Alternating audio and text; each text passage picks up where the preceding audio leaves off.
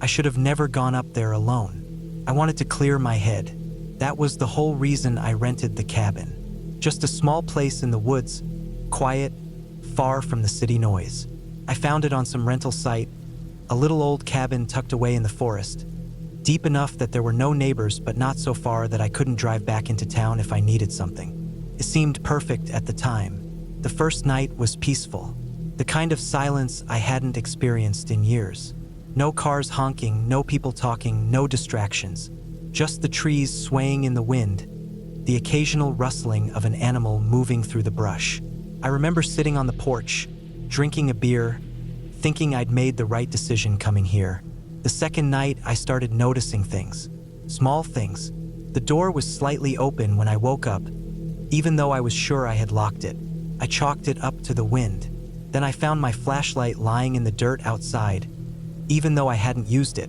Maybe I dropped it, I told myself. Maybe I forgot. By the third night, I couldn't ignore it anymore. I went to bed early, exhausted from hiking all day. Sometime in the middle of the night, I woke up. It wasn't a normal wake-up. My body was on high alert. You know that feeling when something is just wrong? When your instincts scream at you even if you don't know why. That's what it was. I lay there listening. The forest was dead silent. Not even the wind. Then I heard it. A soft, deliberate sound, like someone shifting their weight on the porch. Slow, careful. I stayed completely still, listening. My heart was hammering in my chest. I reached for my phone on the nightstand, but when I pressed the power button, the screen didn't turn on. Dead battery. I could have sworn I charged it before bed. I held my breath, straining to hear. The sound came again, closer this time. A single, deliberate step, then nothing. I lay there for what felt like hours, but I must have fallen asleep because the next thing I knew, sunlight was streaming through the windows. Everything seemed normal. Door locked, windows shut, no footprints on the porch. Maybe I had dreamed the whole thing. But then I noticed my keys were gone. I checked my bag, my jacket, even under the bed. I was sure I had left them on the kitchen counter, but they weren't there. I started feeling uneasy. Things weren't adding up. Still, I convinced myself I had just misplaced them. I spent most of the day searching the cabin and the area around it. Finally, I found them half buried in the dirt behind the cabin. That night, I barricaded the door, dragged the small table in front of it, wedged a chair under the handle, just in case. I didn't sleep much. Every small noise made my skin crawl. I kept my flashlight next to me, checking the time every hour. Nothing happened. Then the power went out. I sat up, gripping the flashlight. The room was completely black, the kind of darkness that messes with your head. I tried the light switch, nothing. My breathing was loud in the silence. I listened, straining my ears, trying to hear anything over my own heartbeat. And then footsteps, slow, careful, right outside the cabin. I couldn't move. I just sat there, staring at the door. The footsteps stopped. The doorknob rattled, gently at first, then more forcefully. The barricade held. I gripped the flashlight, waiting, praying. The rattling stopped. Then, nothing. I don't know how long I sat there. Eventually, the power flickered back on. Everything was quiet. I stayed awake until morning. The next day, I packed my stuff. I didn't care if I had paid for a week. I was leaving. But when I got to my car, the driver's side door was open. Not just unlocked, wide open. My stomach dropped. I had locked it. I was sure I had. I checked inside. My bag had been dumped out. Clothes, toiletries, everything scattered. My phone was lying on the seat. The screen shattered. The keys were still in my pocket, but the car wouldn't start. The engine wouldn't even turn over. I tried again and again, but nothing. It was as if the battery had been drained overnight. That was when I saw them. Footprints, leading from the trees to my car. Bare feet, deep in the mud, but no prints leading away. I grabbed my bag, my flashlight, anything I could carry, and I ran. I didn't care where, just away from that cabin. I followed the road, hoping a car would pass. After an hour, my legs were burning, my throat dry. But then, finally, headlights. I waved frantically. The car stopped. An older man rolled down the window. I must have looked half crazy, but I didn't care. I told him everything. He just listened, his expression unreadable. Then, he nodded slowly and said, "You were lucky." He drove me back to town, never asking another question. I called a tow truck the next morning, had them pick up my car. The mechanic said the battery was completely drained, like something had been pulling power from it all night. I don't know who was out there, or what they wanted. I just know I'm never going back. I had been looking forward to this trip for weeks. A full weekend alone in a cabin deep in the woods. No distractions, no noise, just peace. The cabin belonged to an old friend of mine who hardly ever used it, and he was happy to let me stay as long as I wanted. I packed enough supplies to last 4 days: food, water, a first aid kit, extra batteries, and my hunting rifle just in case. The drive took longer than expected. The last hour was spent on a narrow dirt road, winding through thick forest. No cell service. The trees crowded the road, making it feel like I was being swallowed whole by the wilderness. By the time I reached the cabin, the sun was already setting. The place was simple but solid: 1 story, a steep roof, a small porch out front. The inside was rustic: wooden floors, a stone fireplace, and a kitchen with an old gas stove. A single bedroom with a creaky bed and a heavy wooden dresser. No electricity, just oil lamps and a generator I had no intention of using. I liked the quiet. I unloaded my gear, locked my truck, and settled in. The woods were silent except for the occasional rustling of leaves in the wind. It was exactly what I wanted. I ate a quick meal, lit a lantern, and read for a while before turning in early. That first night, something woke me up. I wasn't sure what at first. The fire had died down to embers, and the room was cold. Then I heard it again, a dull thud from outside. It sounded like something heavy hitting the ground. A fallen branch? An animal? I listened for a while, but the sound didn't come again. I eventually drifted back to sleep. Morning came, and I stepped outside to get some fresh air. That's when I saw them, footprints in the dirt. Large, booted footprints leading from the tree line to the porch. I froze. I had locked the door before bed. If someone had tried to get in, they hadn't forced it. I looked around, scanning the trees, but saw nothing. The prints led away from the cabin, disappearing into the woods. It made no sense. Who would be out here in the middle of the night? This place was miles from the nearest road. I spent the day exploring the area, trying to shake off the unease. The woods were dense, quiet, untouched. I brought my rifle with me just in case. Every so often, I thought I heard something, twigs snapping, leaves rustling, but it was probably just small animals. As the sun started to set, I returned to the cabin. I felt better than I had in the morning. The footprints had been strange, but there was no sign of anyone around. Maybe they had been there before I arrived, and I just hadn't noticed. That night, I made sure to lock up tight. I kept my rifle close just in case. I barely slept. Sometime after midnight, I heard it again. A dull thud outside.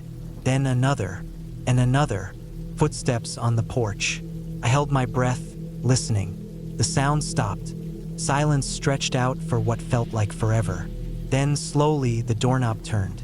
I sat up, heart hammering in my chest. The lock held, but I heard the soft creak of wood as someone shifted their weight outside the door. Then nothing. I didn't sleep after that. I waited, gripping my rifle, listening to every creak, every whisper of wind against the cabin walls. Eventually, morning came. When I stepped outside, the footprints were there again. This time, they weren't just leading up to the porch. They circled the cabin. I was no longer alone. I packed my things immediately. I had planned to stay for 4 days, but there was no way I was spending another night here. I threw everything into my truck, started the engine, and sped down the dirt road without looking back. I didn't stop until I was an hour away, back on paved roads with my phone buzzing in my lap, finally getting a signal again. Later, my friend called to ask how the trip was. I told him everything. There was a long silence before he spoke. That cabin doesn't have a back door. I never went back. I don't know what made me think renting a cabin alone in the middle of the woods was a good idea.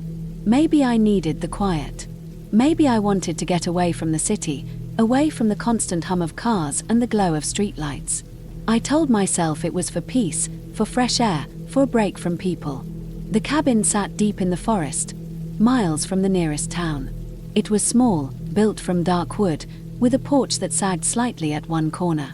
The trees around it were thick, their branches twisting together overhead, blocking out most of the sky. The nearest neighbor was over 5 miles away.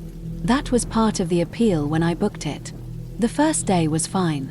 I arrived in the afternoon, unpacked my bags, and took stock of what I had: a stocked kitchen, a fireplace, a creaky wooden floor, and a single bedroom with a bed pushed up against the wall. The bathroom was small, with a shower that barely had enough pressure to rinse off soap. It wasn't luxurious, but it was enough. I spent that first evening outside on the porch, watching the trees sway in the breeze. The air smelled like pine and damp earth. It was nice, but that first night, I realized how quiet it was. Too quiet. The kind of quiet that plays tricks on your ears, making you think you hear something moving just beyond the trees. I told myself it was animals. Deer maybe. A fox. Just the usual forest sounds. The second day, I went for a hike.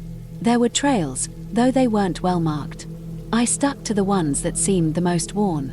I walked for hours, following the curves of the hills, stepping over fallen branches and weaving through the underbrush. It was peaceful until I noticed something strange. A pile of rocks, stacked deliberately. They weren't natural formations, not the way they were arranged. 5 or 6 stones stacked neatly, right in the middle of the path. I didn't think much of it at first. Maybe another hiker had made them. Maybe they were markers of some kind.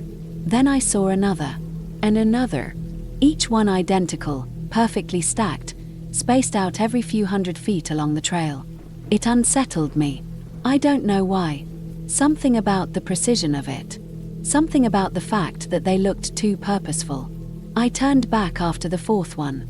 That night I locked the doors. I made sure the windows were shut tight. I told myself I was being paranoid, that I was letting my imagination get the best of me. Then, around midnight, I heard something outside. It was a soft sound.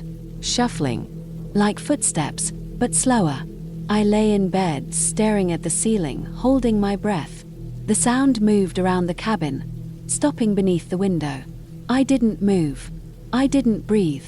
Then, just as suddenly as it started, it stopped. I told myself it was an animal.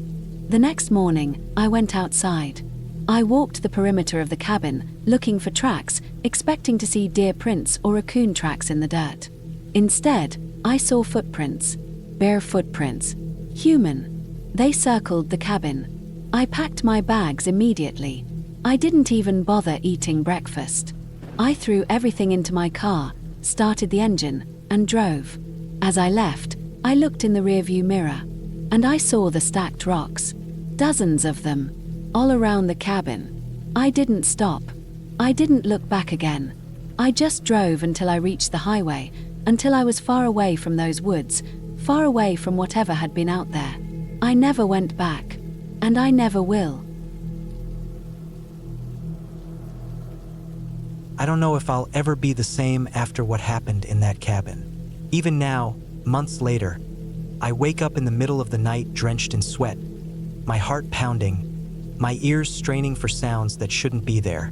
I tell myself I'm safe, that I'm far away from that place, but my body refuses to believe it. I don't think it ever will. Started as a simple trip, just a weekend away to clear my head. Life had been wearing me down, and I needed to escape the noise, the constant hum of the city, the pressure of work. I had found the cabin online. It was in the middle of nowhere, tucked deep into a forest, exactly what I was looking for. No neighbors, no traffic, no cell service, just me and the quiet. The drive up there was uneventful. It took me nearly 6 hours, most of it winding through back roads that got narrower and rougher the deeper into the forest I went. The last stretch wasn't even paved, just a dirt road riddled with potholes and lined with trees so thick they blocked out the sun. By the time I pulled up in front of the cabin, The sky was starting to dim, the air turning cold. The cabin itself was nothing special. A single-story structure with a slanted roof, old wooden siding, and a porch that looked like it had seen better days. It had been advertised as rustic, which I had expected, but seeing it in person made me hesitate. The place looked abandoned. The windows were covered in grime. The front door had deep scratches in the wood, and the whole structure seemed to lean ever so slightly to one side. Still, I had driven all this way, and I wasn't about to turn back. I grabbed my bag, walked up the creaking steps, and pushed the door open. The inside wasn't much better. Dust coated every surface, the air was stale, and the furniture looked like it had been sitting untouched for decades. The only light came from the fading sun through the dirty windows, casting long shadows across the wooden floor. I set my bag down and checked my phone. No service. I had expected that, but it still made me uneasy. I reminded myself that this was what I wanted: peace, solitude. Still, I couldn't shake the feeling that something was off. I explored the cabin, checking each room. There was a small kitchen with an old stove, a fridge that barely worked, and cabinets filled with dust-covered dishes. The bathroom was tiny, with a sink that dripped constantly. The bedroom had a single bed with a thin mattress and a wooden dresser. But what struck me as odd was the second room. It was empty. No furniture, no decorations, just bare wooden floors and walls. And the door had a lock on the outside. I tried not to think about it. Maybe the previous owner had used it for storage. Maybe it had just been a weird design choice. Either way, it wasn't my concern. I made a small dinner from the supplies I had brought, lit a couple of candles since the cabin's lighting was dim at best, and settled in for the night. It was quiet, too quiet. No cars in the distance, no voices, no hum of electricity. Just the occasional creak of the cabin settling and the whisper of wind through the trees. Then, around midnight, I heard it. A soft, steady tapping. At first, I thought it was just the wind knocking a branch against the cabin. But as I lay there, listening, I realized it wasn't coming from outside. It was coming from inside, from the empty room. I sat up, my pulse hammering in my ears. The tapping continued, rhythmic, deliberate. I reached for my flashlight, turned it on, and slowly got out of bed. My feet barely made a sound against the wooden floor as I moved toward the door. The tapping stopped. I hesitated. Every instinct told me to leave it alone, to go back to bed, to pretend I hadn't heard anything. But I couldn't. My hand was shaking as I reached for the doorknob. I turned it slowly and pushed the door open. Nothing. The room was empty just like before. The only sound was my own breathing, loud and uneven in the silence. I shone the flashlight around, checking the walls, the ceiling, the floor. There was nothing there. I told myself I was imagining things, that my mind was playing tricks on me. I closed the door, locked it, and went back to bed. But sleep didn't come easy. Every sound made me flinch. Every shadow seemed to stretch toward me. The next day, I thought about leaving. Something about the cabin made my skin crawl. But I had paid for the weekend, and I wasn't about to let my imagination ruin my trip. I spent the day outside, hiking through the woods, trying to shake the uneasy feeling that clung to me. But that night, it happened again. The tapping, soft, steady, coming from the locked room. This time, I didn't move. I lay in bed, staring at the ceiling, my body frozen. The tapping continued for what felt like hours, then stopped all at once. Silence filled the cabin. And then I heard something worse. Breathing. Deep, slow, right outside my bedroom door. I couldn't move. My heart pounded so hard I thought it would give me away. The breathing stayed for what felt like forever. Then, just as suddenly as it had started, it was gone. I didn't sleep at all that night. As soon as the sun rose, I grabbed my bag, threw it into the car, and sped out of there, dirt and gravel flying behind me. I didn't look back. I didn't stop until I was miles away. I don't know what was in that cabin. I don't want to know. But sometimes, in the middle of the night, I still hear the tapping. And I know deep down that whatever was in there, it hasn't forgotten me. I had been planning this solo camping trip for weeks.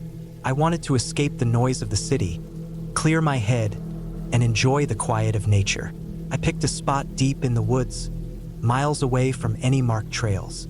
It wasn't my first time camping alone, but something about this trip felt different. Maybe it was the remoteness, or maybe it was just my nerves. Either way, I brushed it off and focused on getting to my destination before dark. The drive was long and bumpy.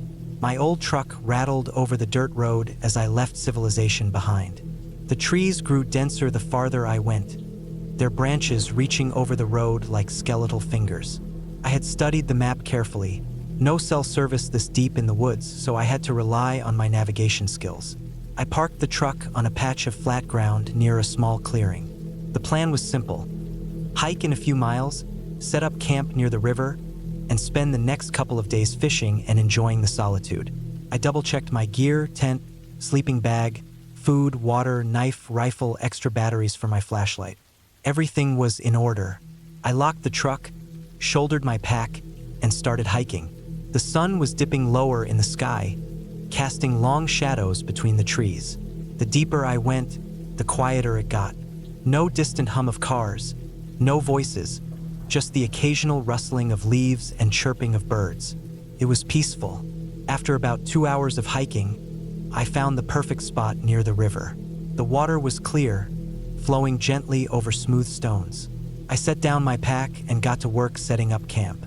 The tent went up quickly, and I gathered some wood for a fire.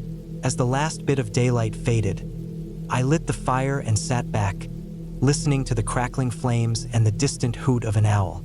Everything felt normal, comfortable.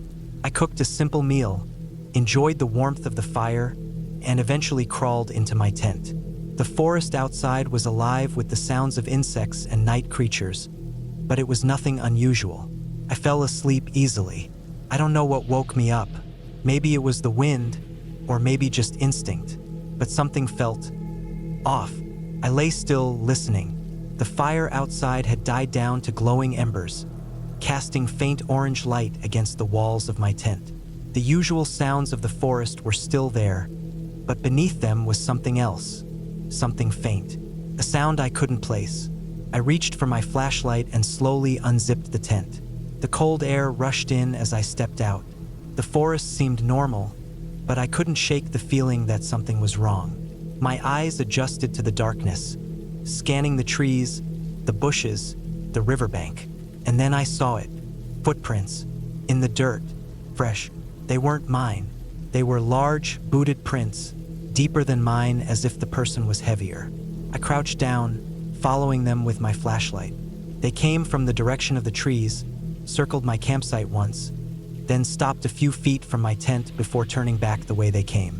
Someone had been here, watching me. I stood up, heart pounding. I scanned the darkness, but saw nothing. The thought of someone standing out there, hidden just beyond my vision, sent a chill down my spine. I grabbed my rifle and checked the chamber, loaded.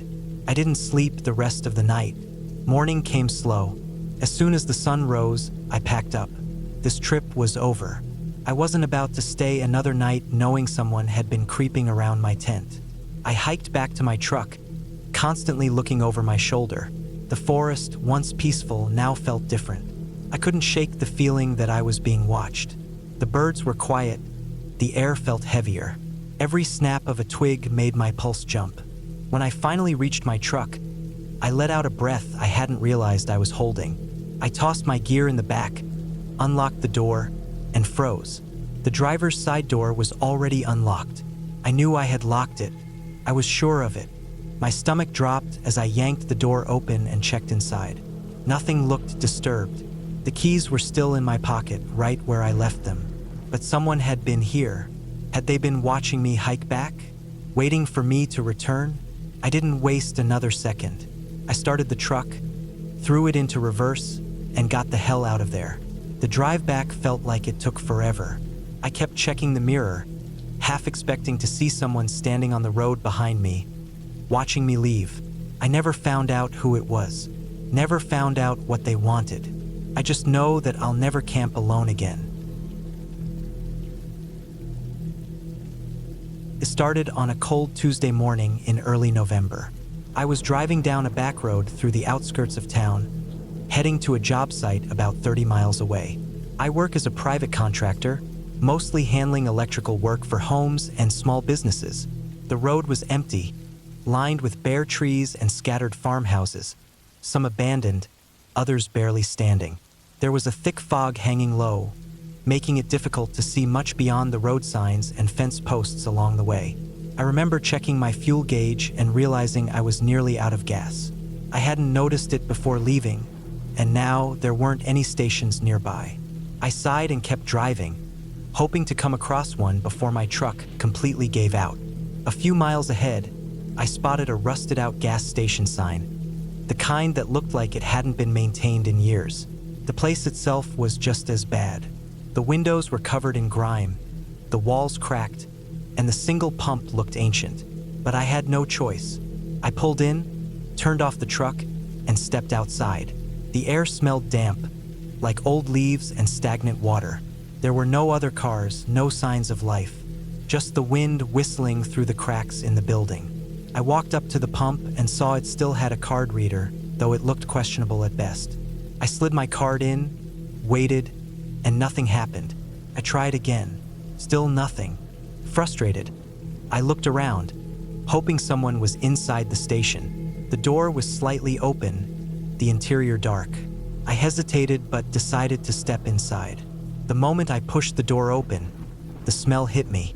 It was a mix of mildew, dust, and something else. Something metallic like rust or blood.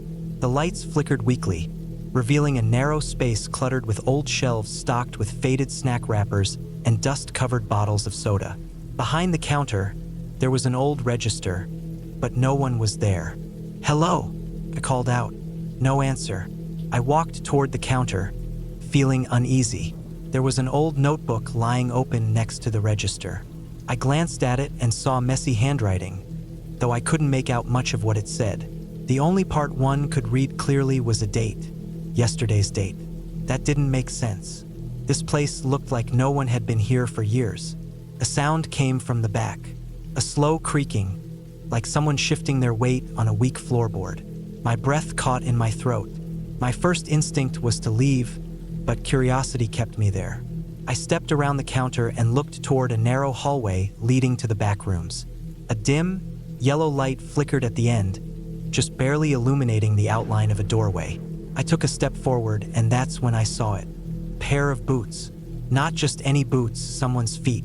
They were sticking out from behind the doorway, unmoving. My chest tightened. I didn't want to get closer, but my legs moved on their own. I inched forward, heart pounding, until I could see more. A man lay on the floor, motionless. His clothes were dirty, covered in dark stains.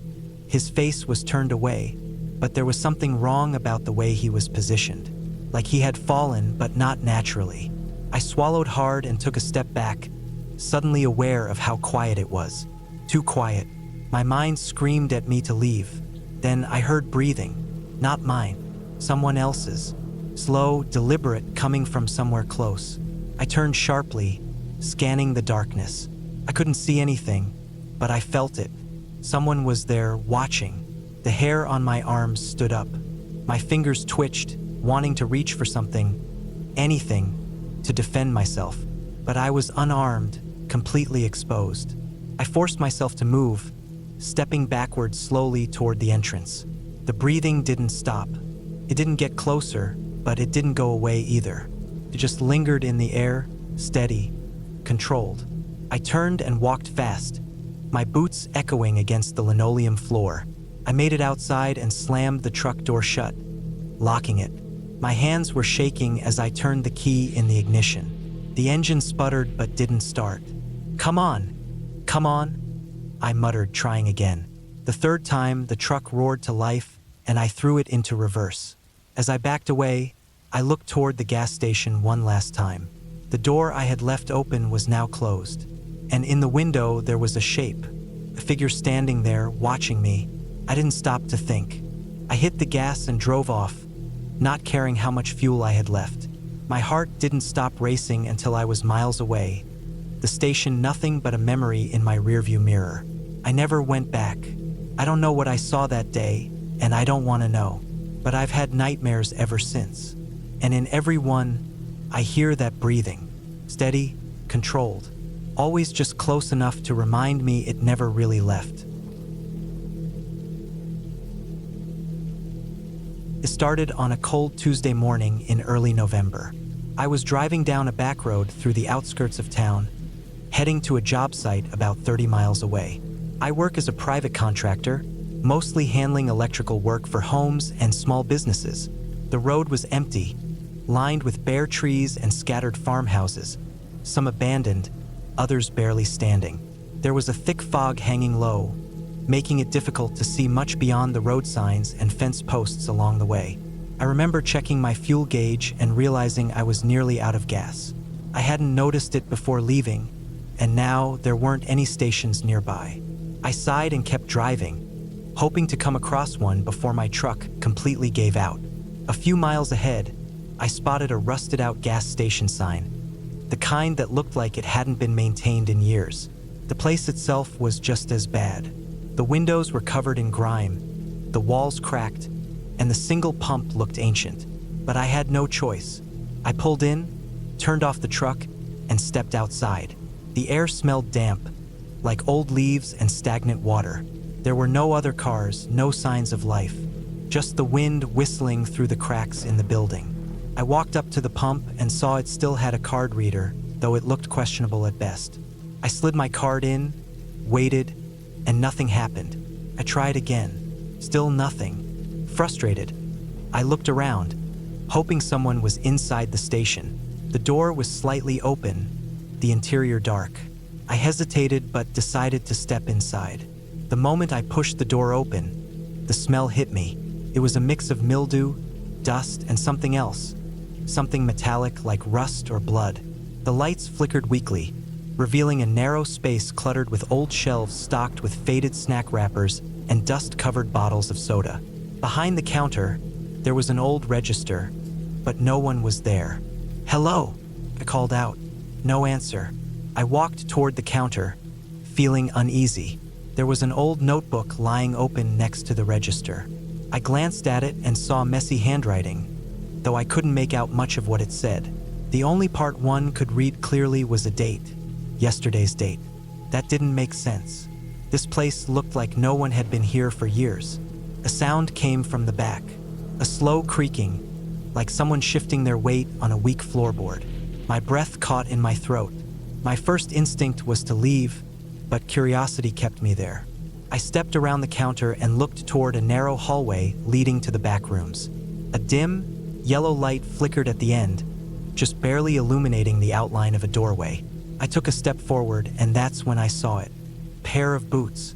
Not just any boots, someone's feet. They were sticking out from behind the doorway, unmoving. My chest tightened. I didn't want to get closer, but my legs moved on their own. I inched forward, heart pounding, until I could see more. A man lay on the floor, motionless. His clothes were dirty, covered in dark stains. His face was turned away, but there was something wrong about the way he was positioned, like he had fallen, but not naturally. I swallowed hard and took a step back, suddenly aware of how quiet it was. Too quiet. My mind screamed at me to leave. Then I heard breathing. Not mine. Someone else's. Slow, deliberate, coming from somewhere close. I turned sharply, scanning the darkness. I couldn't see anything, but I felt it. Someone was there, watching. The hair on my arms stood up. My fingers twitched, wanting to reach for something, anything, to defend myself. But I was unarmed, completely exposed. I forced myself to move, stepping backward slowly toward the entrance. The breathing didn't stop. It didn't get closer, but it didn't go away either. It just lingered in the air, steady, controlled. I turned and walked fast, my boots echoing against the linoleum floor. I made it outside and slammed the truck door shut, locking it.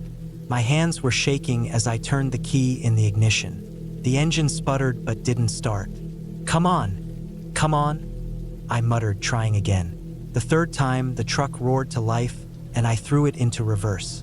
As I backed away, I looked toward the gas station one last time. The door I had left open was now closed. And in the window, there was a shape, a figure standing there, watching me.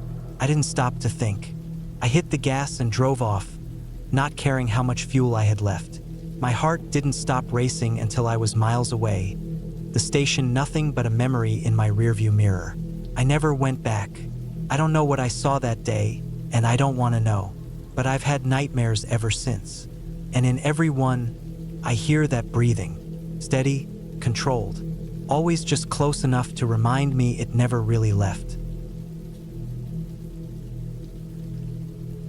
I don't know what made me rent a cabin in the middle of nowhere. Maybe it was the stress from work, the endless emails, the constant noise of the city.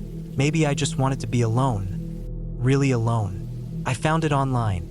A small wooden cabin deep in the woods, far from any town or neighbor. The pictures made it look peaceful.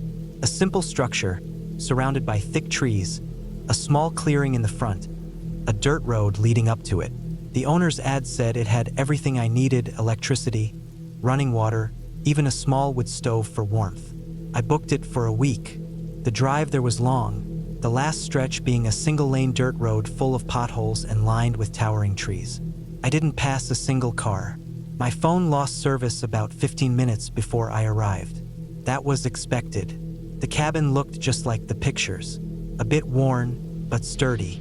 The wooden porch creaked under my boots as I stepped up to the door. Inside, it was simple. A single bed against the wall, a small kitchen area, a table with 2 chairs, and a fireplace with a pile of logs stacked nearby. There was a small bathroom, too. Everything I needed. I locked the door behind me. The quiet was strange. In the city, there's always sound: cars, people, sirens. Out here, there was nothing. Just the occasional rustle of leaves from the wind. No birds, though. I noticed that right away. I spent the first day settling in, chopping some wood, making a fire as the sun dipped below the trees. The temperature dropped fast at night. I cooked a simple meal, read a book by the dim light of a lamp, then went to bed early. The first night was uneventful. I slept well. The second night, I started to notice things. It was little stuff at first. A scratching sound from outside, like an animal clawing at the wood. I ignored it. The woods are full of animals. But in the morning, I checked around the cabin and didn't see any marks on the walls or porch. That evening, I set up a small fire outside, sat in a chair, and stared at the flames. The quiet was starting to get to me. My mind played tricks. Shadows shifting in the trees, distant noises that could have been wind or something else. I shook it off. I was just not used to the isolation. Then, around midnight, I woke up suddenly. Something had woken me. I held my breath, listening. There it was. A slow, dragging sound on the porch. Something moving just outside the door. I sat up in bed, my heart pounding. My first thought was a bear, maybe a raccoon. But it didn't sound like an animal. It sounded deliberate, slow. I reached for the flashlight on the nightstand and clicked it on. The beam landed on the door. The doorknob. It was turning. I froze. The knob twisted slightly, then stopped. Then twisted the other way, slow and careful. I didn't move, didn't breathe. Then, after what felt like an eternity, it stopped. The silence stretched on. No footsteps, no sound of anything leaving the porch. I stayed awake for hours, listening. Eventually, exhaustion won, and I dozed off as the first light of morning crept through the windows. The next day, I checked the door. It was still locked. No signs of forced entry, but the porch had something new. A single long, deep scratch in the wood near the doorframe, like something had pressed a sharp edge into it. I convinced myself it was nothing. Maybe I had imagined the doorknob moving. Maybe the scratch had been there before. Maybe it was just my mind playing tricks. That night, I barricaded the door with the heavy wooden table, just in case. I barely slept. Every sound made my body tense. The wind creaked through the trees. The cabin settled with soft groans. At some point in the middle of the night, I heard it again. Not at the door this time, at the window. A slow tap, tap, tap. I squeezed my eyes shut, gripping the blanket tight, refusing to move. The tapping stopped. Then, a slow, dragging sound, moving away from the window, around the side of the cabin. Morning took forever to come. I had to leave. I had 3 more nights left, but I didn't care. I packed my bag, threw it in the car, and turned the key. The engine didn't start. Tried again. Nothing. I popped the hood. Not that I knew much about engines. Everything looked fine. No chewed wires, no obvious damage. But the car wouldn't start. I went back inside, locking the door behind me, checking every window. My phone still had no service. I thought about walking, but I had no idea how far the nearest road was. Miles, probably. I tried to calm myself. Maybe I'd just wait until morning, try the car again, and if it still didn't start, I'd walk. That night, I didn't sleep at all. I sat in the corner with a fire poker in my hands, listening, waiting. The sound came again. The slow, dragging movement around the cabin. The careful press against the walls, the soft scratch of something against the wood. Then, a new sound, a soft inhale, like something breathing right outside the door. I clutched the fire poker so tightly my knuckles ached. Then a whisper, faint, too low to make out the words, but not distant enough to be the wind. The doorknob rattled again. A slow, careful turn, testing the lock. I held my breath, waiting, and then, just like before, it stopped. Silence stretched out. No footsteps, no movement. Morning came and I ran to my car. This time, it started. I didn't stop to question it. I drove, speeding down the dirt road, not looking back. I didn't relax until I hit pavement, until I saw other cars, until I had service on my phone again. I never went back for my things. I never asked for a refund. And I never, ever want to know what was out there in those woods. I should have never come here alone. It seemed like a good idea at the time. A week off work, a break from the noise of the city, and some peace and quiet in the woods. My friend James owned the cabin, said it was old but sturdy, far enough from town to be peaceful but close enough if I needed anything. "You'll love it," he had told me. "No phone service, no distractions, just you and nature." I packed light, some food, water, a flashlight, and a book I had been meaning to read for months. The drive up was uneventful. The dirt road stretched for miles through the dense trees before opening into a clearing where the cabin stood. It looked just like James described. An old wooden structure, small but solid, with a porch that creaked under my weight. The first day was uneventful. I set up my things, checked the cabinets for supplies. James had left some canned food and a few bottles of water, and took a short walk around the property. The trees were thick, the air cool and still. I didn't see another house or cabin in any direction, just miles of unbroken forest. That first night, I sat on the porch, listening to the sounds of the woods. Crickets, distant owls, the occasional rustling of branches in the wind. I felt calm, more relaxed than I had in a long time. When I finally went inside, I locked the door, lit the old oil lamp, and read until I felt sleepy. Then, just as I was about to drift off, I heard something outside, a crunch, like a footstep on dry leaves. My eyes snapped open. The sound was close, just outside the window. I sat up in bed, heart pounding, straining to hear past the silence that followed. Nothing. Maybe a deer, I told myself. Maybe a raccoon. But my mind wouldn't let it go. I got up, grabbed the flashlight, and walked to the window. The beam of light cut through the darkness, illuminating the trees. Nothing moved, just stillness. I went back to bed but didn't sleep well. Every little noise made me tense up. By the time morning came, I felt exhausted. I spent the next day exploring. The forest was thick, the trees towering high, their branches tangling together to block most of the sunlight. I found a small creek about a quarter mile from the cabin and spent some time there, skipping rocks and trying to shake the uneasy feeling from the night before. That night, it happened again. This time, it was louder, more distinct. Footsteps, not the quick, skittering steps of an animal, but slow, deliberate crunches on the forest floor. I sat up in bed, gripping the flashlight. My breath felt tight in my chest. Then, a knock at the door. 3 slow, heavy knocks. I froze. My mind scrambled for a logical explanation, but there wasn't one. No one should be here. No one knew I was here except James, and he was back in the city. My phone had no service. I was alone. Another knock. I turned off the lamp, my pulse hammering in my ears. My body refused to move. I just sat there in the dark, barely breathing. The knock stopped. I waited, gripping the flashlight so hard my knuckles ached. Minutes passed. Nothing. Then, from outside, the sound of footsteps retreating into the woods. I didn't sleep the rest of the night. By morning, I convinced myself I had imagined it.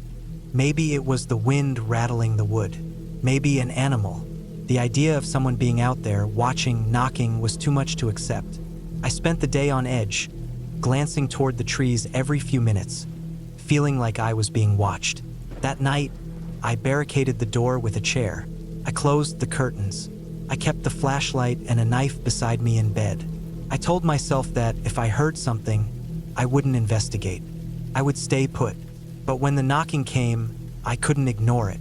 3 slow, heavy knocks. I gripped the knife. My heart pounded so loud I thought whoever was outside could hear it. Silence. Then something new. The sound of metal rattling. The door handle. Someone was trying to get in. I held my breath. The handle twisted, jerked, then stopped. The silence stretched on. Then, footsteps, slow and steady, moving around the cabin. I heard them on the porch, then by the side window. A shadow passed by the curtain, too tall to be an animal. Then the footsteps stopped. I sat there, knife in hand, every muscle in my body locked in place. I didn't move. I didn't sleep. By morning, there were footprints in the dirt outside the cabin. Human footprints. I wanted to leave, but my car was parked a short walk away, and the thought of running through the trees with someone out there terrified me. Instead, I stayed inside all day, barely eating, barely moving. That night, I didn't turn off the lamp.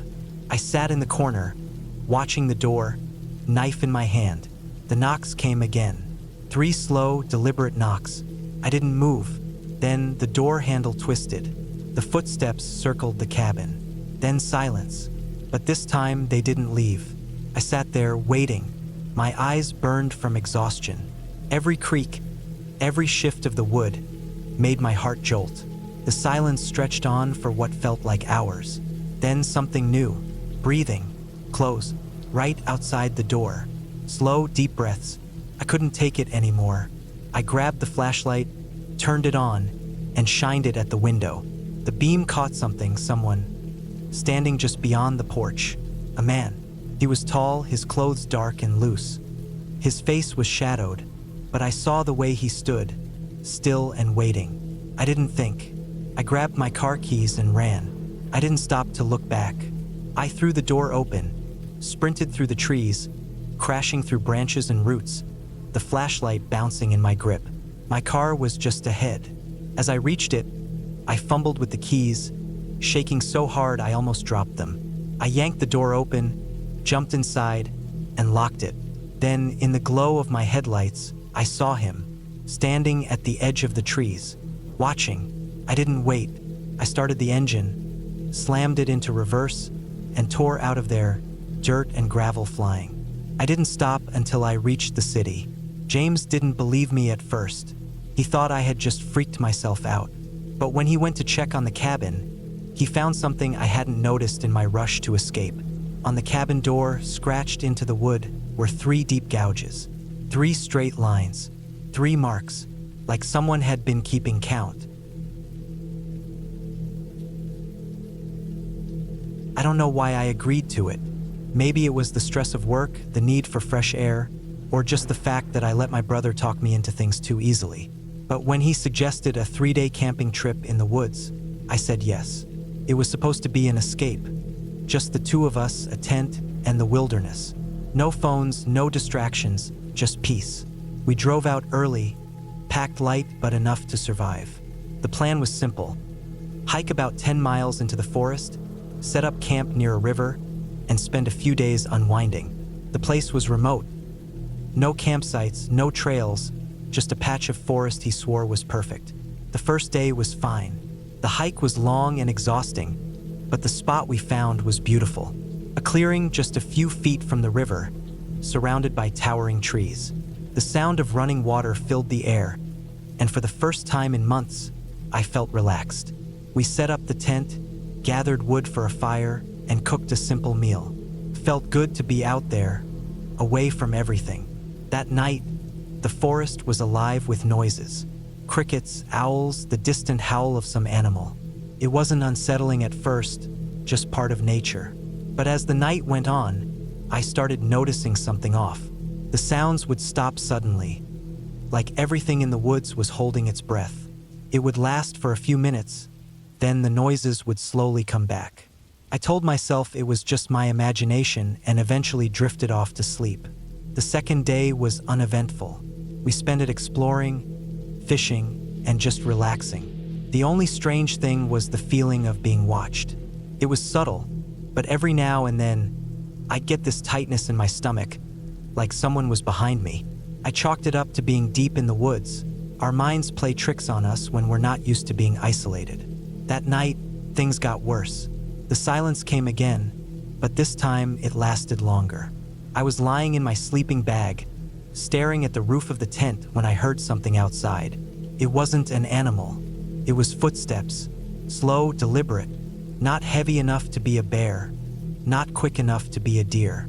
Human footsteps. I didn't move. My breath felt loud in my chest.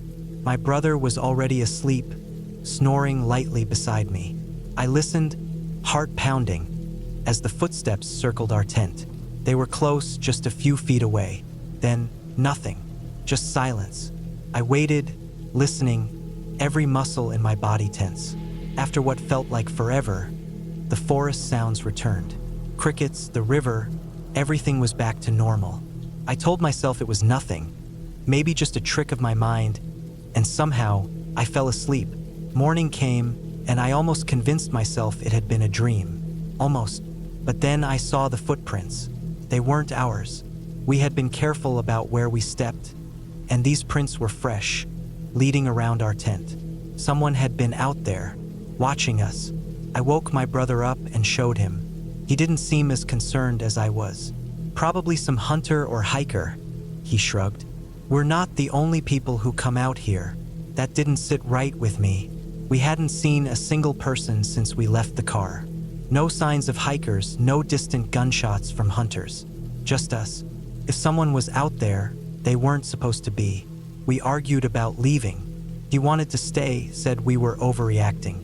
I wasn't so sure, but I let him talk me into staying one more night. We spent the day trying to enjoy ourselves, but I couldn't shake the feeling that something was wrong. The woods felt different, heavier.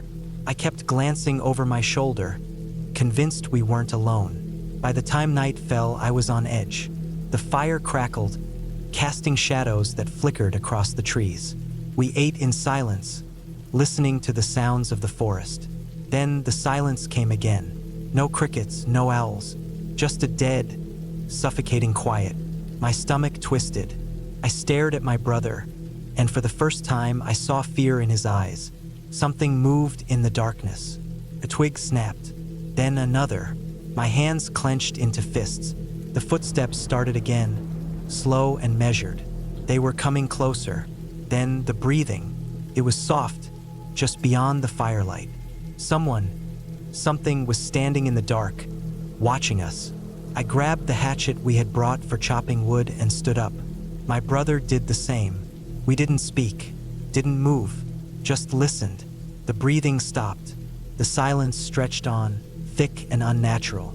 Then, without warning, the footsteps started again. But this time they were running, fast, toward us. I didn't think. I just reacted. I grabbed my flashlight and shined it into the trees. Nothing. No movement. No figure. Just trees and shadows. The footsteps had stopped as suddenly as they had started. The silence was overwhelming. "We're leaving," I whispered. My brother didn't argue. We packed up in record time, barely speaking. Every rustle of the leaves, every crack of a branch, sent jolts of panic through me. I kept the flashlight scanning the trees, expecting to see someone watching. But there was nothing, just that suffocating feeling of being watched. The hike back was brutal. We didn't stop, didn't rest, just kept moving, pushing through exhaustion and fear. The whole way back, I felt it. That same presence, the same eyes, watching. When we finally reached the car, we threw our gear inside and locked the doors. My hands were shaking as I turned the key. The engine roared to life, and we sped out of there, leaving the woods behind. We didn't talk much on the way home. What was there to say? We both knew what had happened. Someone had been out there. Someone had watched us, stalked us. We never went back. I don't go camping anymore. I can't. Even now, years later, I still get that feeling sometimes. That tightness in my stomach, like someone is behind me, watching, waiting, because whoever was out there that night, they never wanted us to leave. I don't know why I agreed to it. Maybe it was the stress of work, the need for fresh air, or just the fact that I let my brother talk me into things too easily. But when he suggested a 3-day camping trip in the woods, I said yes. It was supposed to be an escape. Just the two of us, a tent, and the wilderness. No phones, no distractions, just peace. We drove out early, packed light but enough to survive. The plan was simple. Hike about 10 miles into the forest, set up camp near a river, and spend a few days unwinding. The place was remote. No campsites, no trails, just a patch of forest he swore was perfect. The first day was fine. The hike was long and exhausting, but the spot we found was beautiful. A clearing just a few feet from the river, surrounded by towering trees. The sound of running water filled the air, and for the first time in months, I felt relaxed. We set up the tent, gathered wood for a fire, and cooked a simple meal. Felt good to be out there, away from everything. That night, the forest was alive with noises. Crickets, owls, the distant howl of some animal. It wasn't unsettling at first, just part of nature. But as the night went on, I started noticing something off. The sounds would stop suddenly, like everything in the woods was holding its breath. It would last for a few minutes, then the noises would slowly come back. I told myself it was just my imagination and eventually drifted off to sleep. The second day was uneventful. We spent it exploring, fishing, and just relaxing. The only strange thing was the feeling of being watched. It was subtle, but every now and then, I'd get this tightness in my stomach, like someone was behind me. I chalked it up to being deep in the woods. Our minds play tricks on us when we're not used to being isolated. That night, things got worse. The silence came again, but this time it lasted longer. I was lying in my sleeping bag, staring at the roof of the tent when I heard something outside. It wasn't an animal. It was footsteps, slow, deliberate, not heavy enough to be a bear, not quick enough to be a deer. Human footsteps. I didn't move. My breath felt loud in my chest. My brother was already asleep, snoring lightly beside me. I listened, heart pounding, as the footsteps circled our tent. They were close, just a few feet away. Then, nothing. Just silence. I waited, listening, every muscle in my body tense. After what felt like forever, the forest sounds returned. Crickets, the river, everything was back to normal. I told myself it was nothing, maybe just a trick of my mind, and somehow I fell asleep. Morning came, and I almost convinced myself it had been a dream. Almost. But then I saw the footprints. They weren't ours. We had been careful about where we stepped, and these prints were fresh, leading around our tent. Someone had been out there, watching us. I woke my brother up and showed him. He didn't seem as concerned as I was. Probably some hunter or hiker, he shrugged. We're not the only people who come out here. That didn't sit right with me. We hadn't seen a single person since we left the car. No signs of hikers, no distant gunshots from hunters. Just us. If someone was out there, they weren't supposed to be. We argued about leaving. He wanted to stay, said we were overreacting. I wasn't so sure, but I let him talk me into staying one more night. We spent the day trying to enjoy ourselves, but I couldn't shake the feeling that something was wrong. The woods felt different, heavier. I kept glancing over my shoulder, convinced we weren't alone. By the time night fell, I was on edge. The fire crackled, casting shadows that flickered across the trees. We ate in silence, listening to the sounds of the forest. Then the silence came again. No crickets, no owls, just a dead, suffocating quiet. My stomach twisted. I stared at my brother, and for the first time I saw fear in his eyes.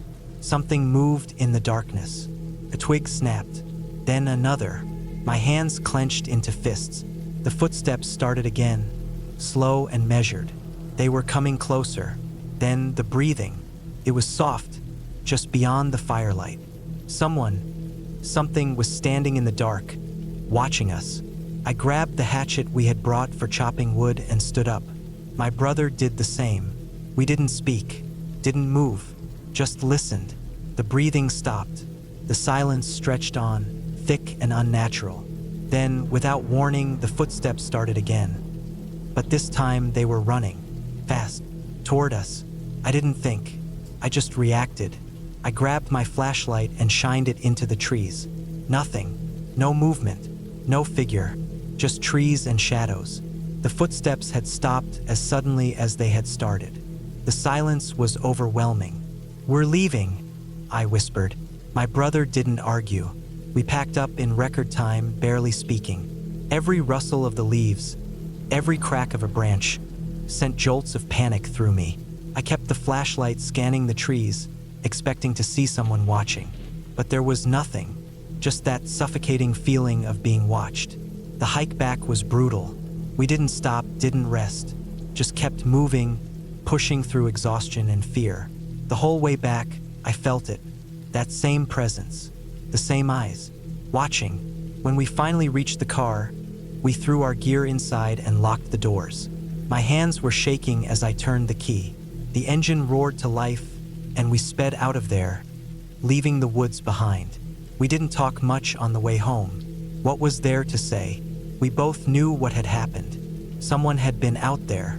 Someone had watched us, stalked us. We never went back. I don't go camping anymore. I can't. Even now, years later, I still get that feeling sometimes. That tightness in my stomach, like someone is behind me, watching, waiting, because whoever was out there that night, they never wanted us to leave. I don't think I'll ever go camping again. It was supposed to be a short, simple trip. Just 2 nights out in the mountains, alone. No distractions, no noise, just me, the trees, and the sound of the river nearby. I had done it before, but never completely alone. Something about the idea felt peaceful, like I was pushing myself to find a kind of quiet I could never get at home. But now I know that being alone in the woods isn't peaceful. It's a different kind of noise, a kind that creeps into your bones and sits there, waiting. I parked my truck at the trailhead and strapped my pack tight. The hike in was about 5 miles, following a narrow dirt path that wound through tall pines and overgrown underbrush. The air was crisp, and the late afternoon sun painted everything in gold. It was beautiful, exactly what I had hoped for. I took my time, stepping carefully over rocks and roots, listening to the distant rustling of animals in the bushes. Everything felt alive, but in a way that didn't feel threatening. Not yet. By the time I reached the spot I had picked out on the map, the sun was getting low. It was a small clearing near the river, surrounded on 3 sides by dense trees. I set up my tent, gathered some firewood, and got a small fire going as the sky darkened. It was peaceful. The sound of the river bubbling over rocks, the occasional snap of a twig as some unseen creature moved through the woods. It all felt normal.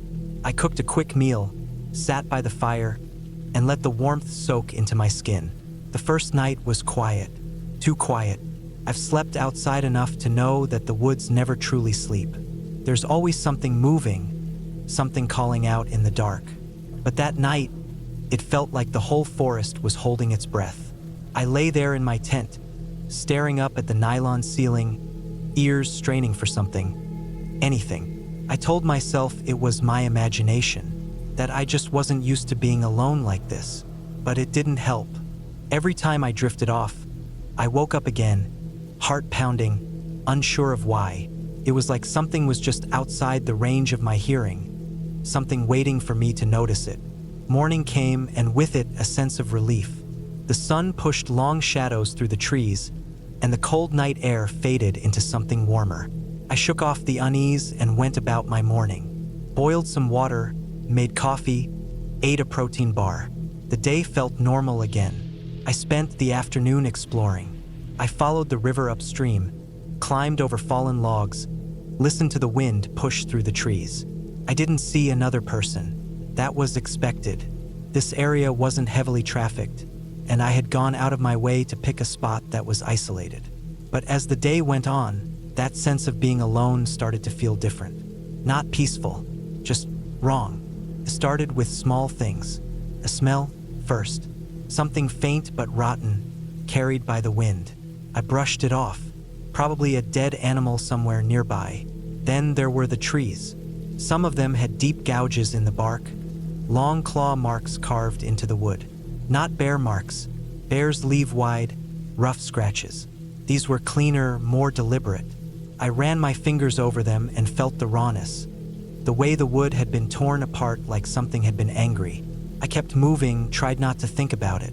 Then I found the footprints. At first, I thought they were mine.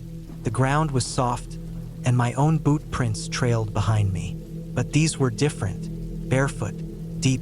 Someone had walked through here recently, and not just walked, they had moved fast, the prints uneven like they had been running. I stopped and listened. The forest held its silence. I turned back. By the time I made it back to my campsite, the sun was getting low again. I tried to shake off the unease, telling myself it was just some hiker who had passed through. Maybe a hunter, maybe nothing at all. I made another fire, ate another meal, and sat with my back to the trees, listening. Then, in the middle of the night, I woke up to the sound of footsteps. They weren't far, just outside my tent. Slow, careful. I didn't move. I barely breathed. I just listened.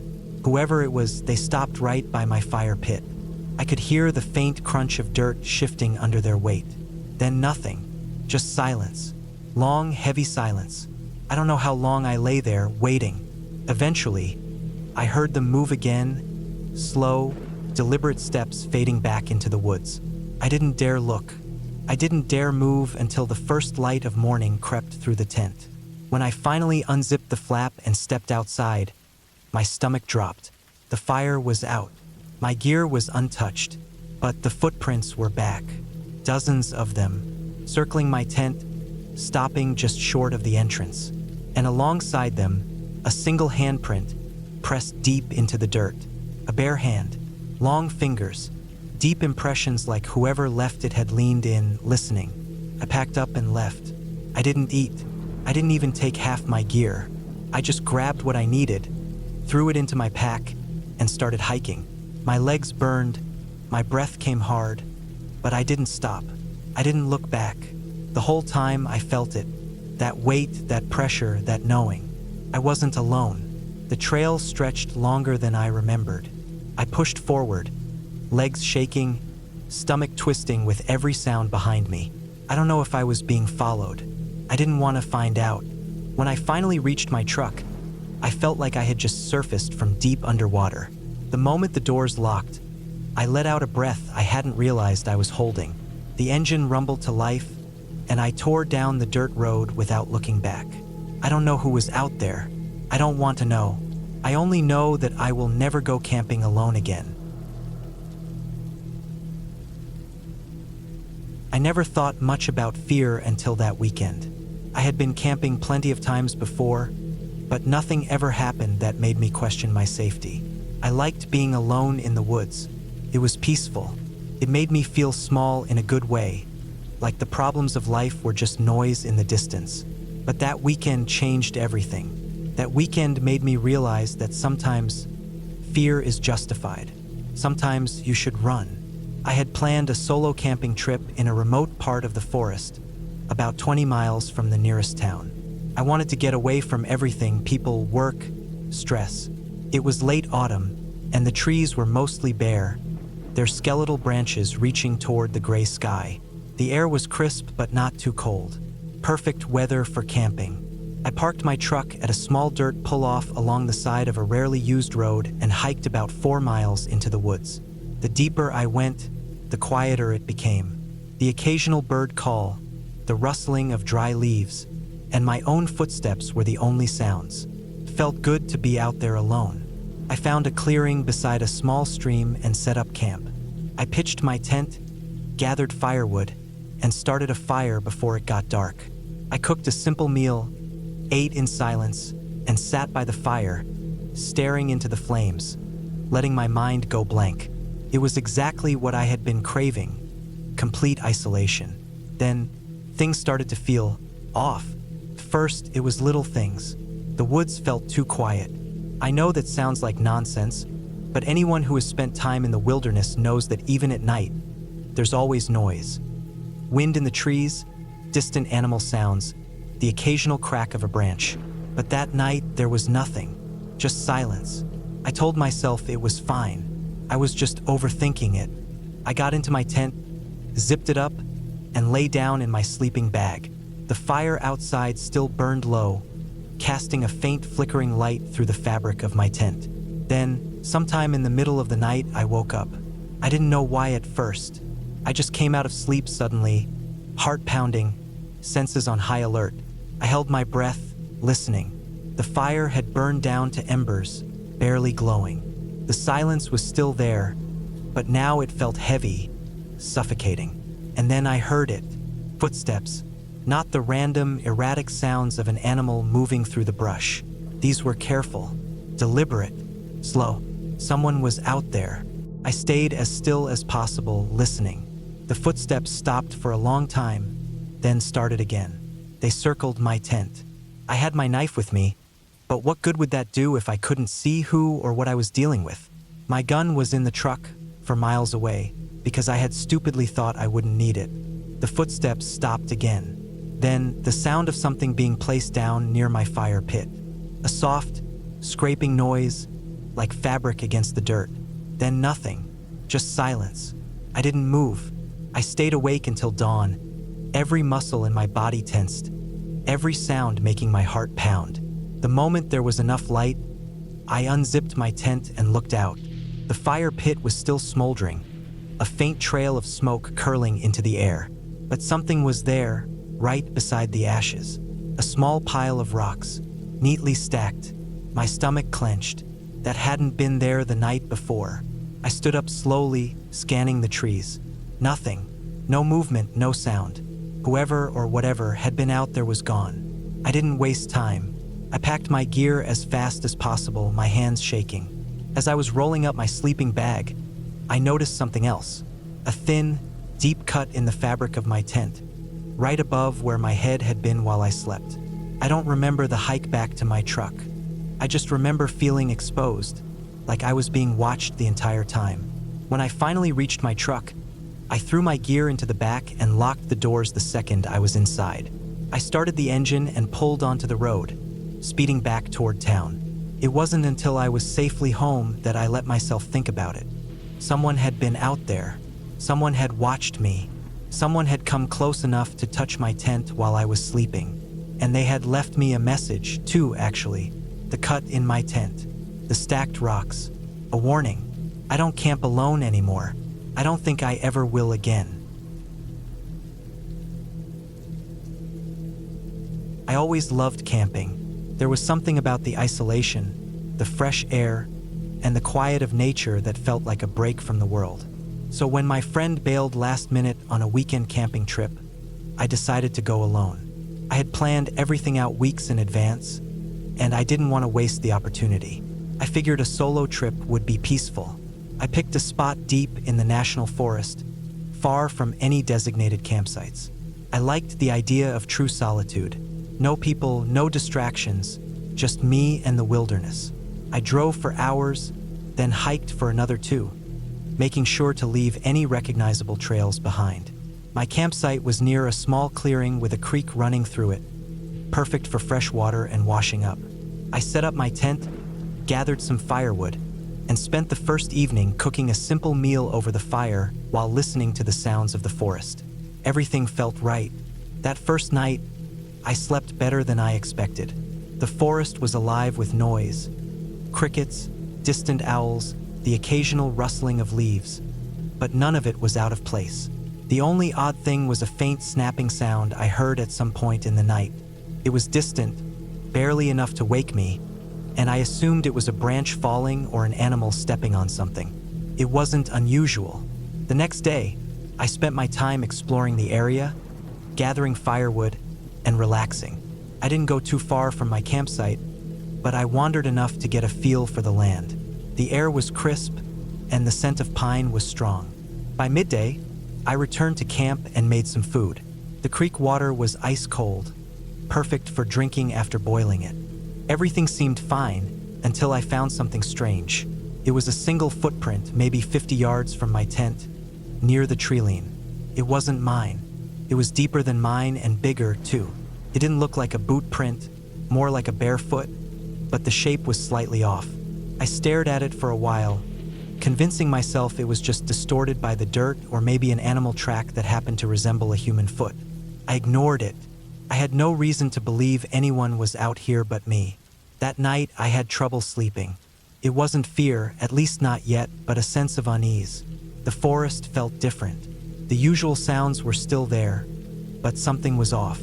I couldn't put my finger on it. Around midnight, I heard it again, that faint snapping sound. This time, it was closer. I held my breath and listened. Silence. Then, another snap. Closer. I sat up in my sleeping bag, my ears straining. It wasn't just one sound now, it was several. Soft, deliberate movements in the leaves, like something was circling my camp.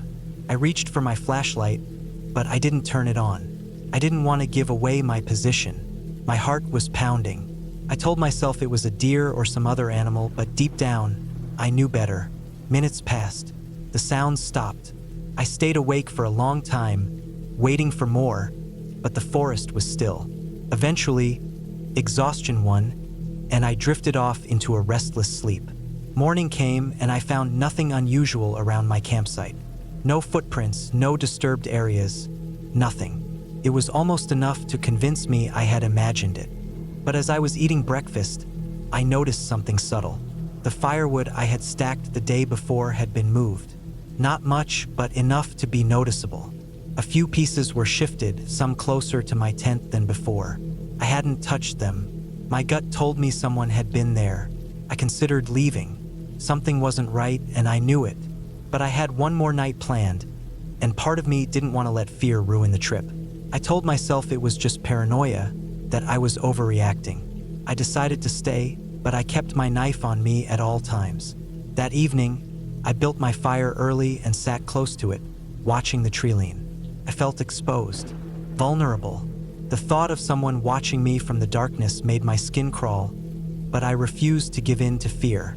I forced myself to eat, to act normal, to pretend I wasn't scared. As night fell, the fire became my only comfort. Then, just as before, the sounds returned. Soft, steady footsteps, moving through the leaves. Closer this time, more deliberate, not an animal. I didn't move. I barely breathed. My knife was in my hand, my fingers tight around the handle. The fire crackled, casting shadows against the trees. I wanted to turn my flashlight on, but I was afraid of what I might see. The footsteps stopped. Silence. Then, just beyond the reach of the fire's light, I saw it. A shape. A figure. Someone standing just at the edge of the trees, watching me. I couldn't make out the details, but I knew it wasn't an illusion. Someone was there. I could feel their eyes on me. I didn't move. I didn't speak. I just sat there, gripping my knife, staring back. The figure didn't come closer. They just stood there, watching. Minutes passed, stretching into eternity. Then, slowly, they turned and disappeared into the trees. I didn't sleep that night. I kept my fire going, kept my knife ready, and waited for morning. When the first light broke through the trees, I packed up my things and left. I didn't stop. I didn't rest. I walked for hours until I reached my car and drove without looking back. I never found out who or what was out there, but I never camped alone again. I I had been planning the hike for weeks. The trail was one I had never done before, deep in the backcountry, far from the usual tourist paths.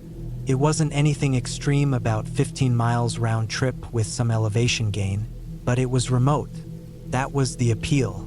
I wanted solitude, just me, the trees, and the sound of my boots on dirt.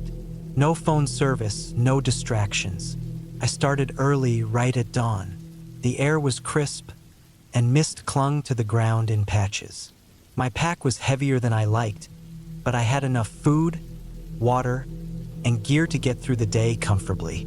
I double-checked everything before I left my truck at the trailhead. There were no other vehicles, which reassured me. This was my escape from the world, and for the next 10 hours or so, I would be alone. The first few miles were uneventful. The trail wound through thick pine forest, the smell of sap and damp earth filling the air. Sunlight filtered through the trees, casting long shadows. Occasionally, I heard birds calling, and once, I saw a deer freeze in the distance, watching me before bounding away. Everything felt peaceful. About 5 miles in, the terrain changed. The forest thinned, replaced by rocky hills and sparse vegetation. The trail became less defined, worn away by time and weather.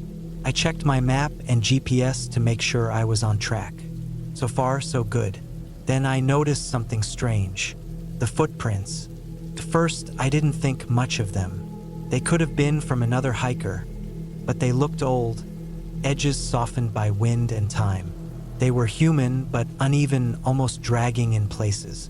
The odd thing was, they led off the trail, up toward a ridge where the land became steep and unstable. I hesitated but shook it off. People wander off trail all the time. Maybe someone had gone exploring. I pressed on, my boots crunching over loose gravel. As I climbed higher, a strange unease settled over me. The usual sounds of the forest had faded. No birds, no wind rustling the trees. Just silence. It felt like the world had emptied out. I swallowed my nerves and kept going. Then I saw it. A tent. It was old, weather-beaten, half collapsed against a cluster of rocks. No sign of anyone around. The fabric was torn in places, flapping slightly in the breeze. I glanced around, feeling exposed. My first thought was that it belonged to a hunter or maybe an ultralight hiker who had left it behind. But something felt off. I approached carefully, calling out a quick hello, just in case. No answer. I nudged the tent with my boot. The frame gave way instantly, crumpling into itself. Whoever had used it hadn't been there in a long time. The real problem was what was inside. A backpack, unzipped and partially spilled out. Clothes, faded from the sun. A pair of hiking boots, stiff with age. And next to it, a notebook. I picked it up, flipping through the pages. Most were filled with messy handwriting, notes about the trail, landmarks, and supplies. Then the entries changed. The last few pages were frantic, barely legible. Something is following me. I hear it at night, I haven't seen it, but I know it's there. I don't think I'm getting out of here. The final entry was a single sentence. It won't let me leave. A chill ran down my spine. I scanned the area, suddenly hyper-aware of how alone I was. My rational mind tried to explain it away. Maybe the person had gotten lost and panicked. Maybe they wrote it as a joke, or they had been hallucinating from dehydration. But then I saw the footprints again. Fresh ones. They weren't mine. I turned in a slow circle, my pulse hammering. The footprints led away from the tent, up toward the ridge. Someone had been here recently. Someone who hadn't left in a hurry. The urge to leave was overwhelming. My gut told me to turn around, get back to my truck, and never look back. But I hesitated. What if someone needed help? What if the person who wrote that note was still out here? I decided to follow the prints. The ground grew steeper, and the rocks beneath my feet shifted dangerously. I moved carefully, my heart pounding with each step. The footprints continued, erratic, weaving between boulders and clusters of dead trees.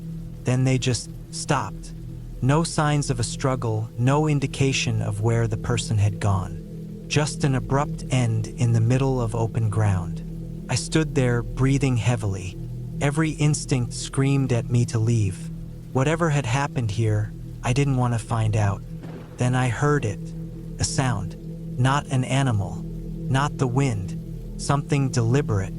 A slow, shuffling step. I turned so fast I nearly lost my footing.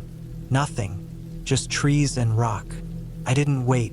I started moving, faster than was safe, practically jogging down the slope. My breath came in short, panicked gasps. Every few seconds, I glanced back, convinced I would see someone or something standing there, watching. But I never did. The entire hike back was a blur. I don't remember stopping for water. I don't remember checking my map. All I knew was that I had to get out. When I finally saw my truck through the trees, I nearly collapsed with relief. I fumbled for my keys, threw my pack in the back, and locked the doors as soon as I got inside. My hands were shaking as I started the engine. I didn't look back. I drove straight home. Didn't tell anyone what I saw. Didn't check the news to see if anyone had gone missing in that area. I wanted to forget, but I can't, because sometimes late at night when everything is quiet, I hear it again.